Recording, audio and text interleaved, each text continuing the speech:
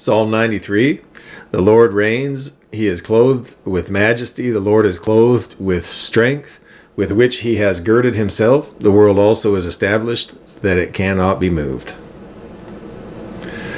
The Lord's outer garment is majesty, and the undergarment is strength, with which he has girded himself. And so the Lord is not passive over his creation. He is sovereign, but he is actively involved.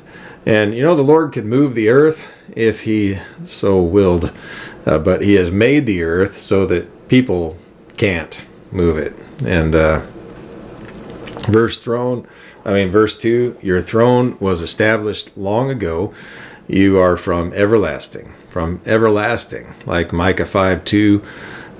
There are ancient things in the world, things that have been around since the earliest times. The Lord also is called the Ancient of Days. Daniel chapter 7, verse 9.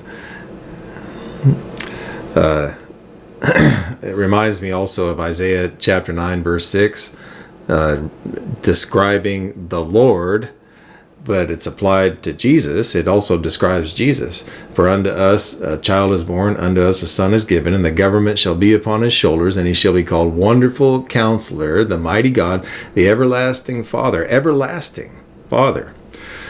Eternity. It's the idea of eternity. Now we, in our natural thinking, we have a hard time with infinity and eternity, but that's the context that we're reading about here. The Lord, from the perspective of eternity, is sovereign over his creation.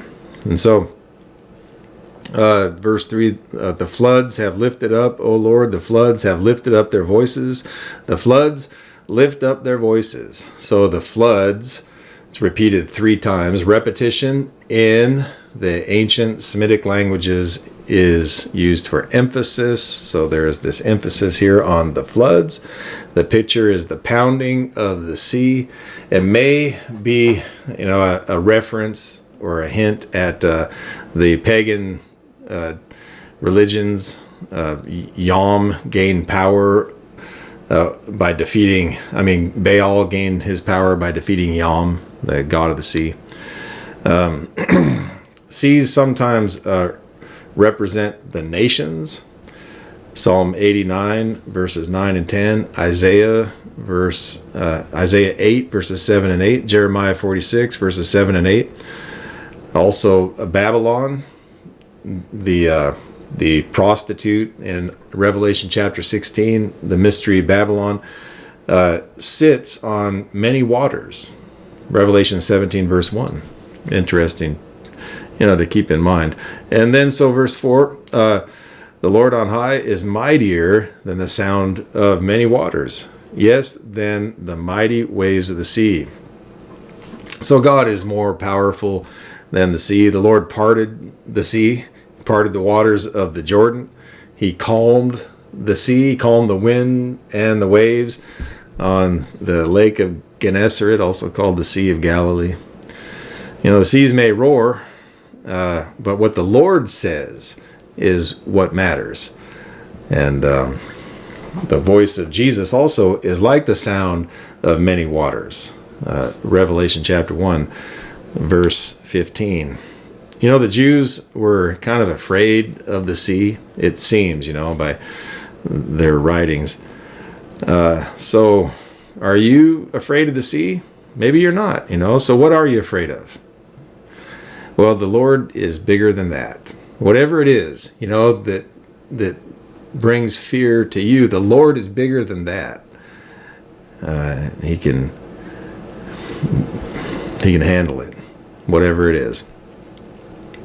Verse 5, your testimonies are very sure.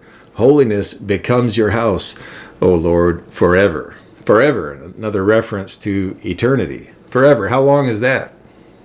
Yeah, it's not just a long time. It's a concept that is independent of the physical property that we call time.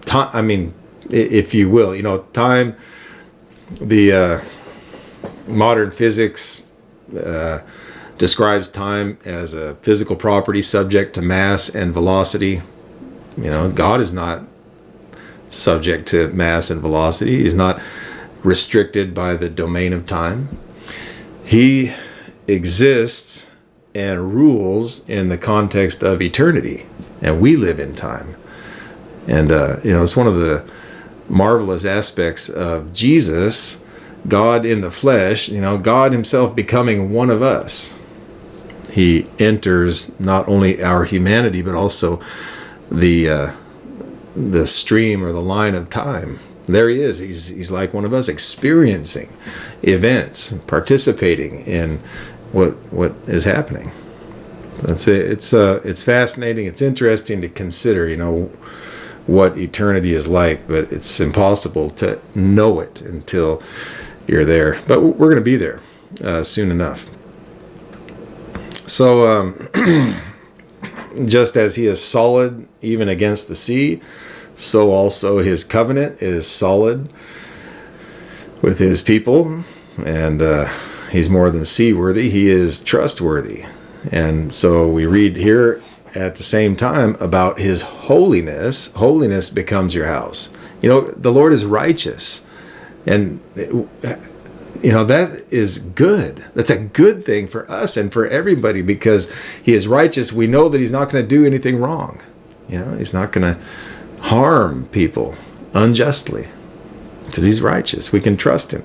Also, he is holy.